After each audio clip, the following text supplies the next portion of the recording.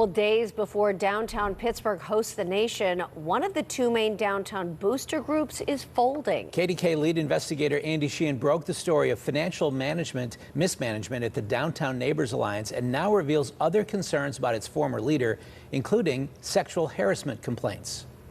In a flurry of hastily called meetings, the board voted last week to sever ties with Executive Director John Valentine after finding the organization was near broke from fiscal mismanagement and unchecked spending, and this morning voted the entire organization out of existence, raising the question of how the board, made up of business and civic leaders, allowed things to get this far. Seemed to be no financial controls by the board. Was the board kind of asleep at the switch on this? No, I wouldn't say that, and I don't believe there were any misappropriation of funds either. But in this complaint filed with the state attorney general, unnamed personnel alleged Valentine indiscriminately used an organization credit card for meals and personal expenses while writing himself checks in the form of salary. They provided this spreadsheet of expenses, which seems to back that up. Before he was let go, sources say the board was surprised to learn that Valentine was not a salaried employee, but told them he was a consultant, even though apparently he did not have a consultant contract. City Council President Daniel Lavelle is board chairman. He was a consultant, but there's no consultant contract. What kind of fiscal management is that?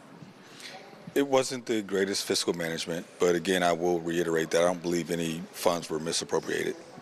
Do you think the board was neglect and not really understanding what was going on fiscally with the organization? I think the board could have done a better job. Reached by phone last week, Valentine conceded, quote, the books were a mess, but said he had no knowledge of proper fiscal controls and there was no improper use of funds. Still, this complaint alleges other concerns, namely 2 allegations of sexual harassment. One former female employee filed a sexual harassment complaint with the board in September, and another complaint was filed in February.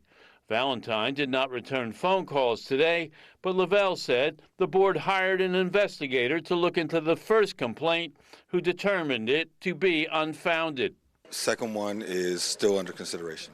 But the complaint to the Attorney General alleges the board looked the other way, and in terms of the fiscal controls, didn't do much looking at all. Reporting in the newsroom, Andy Sheehan, KDKA-TV News.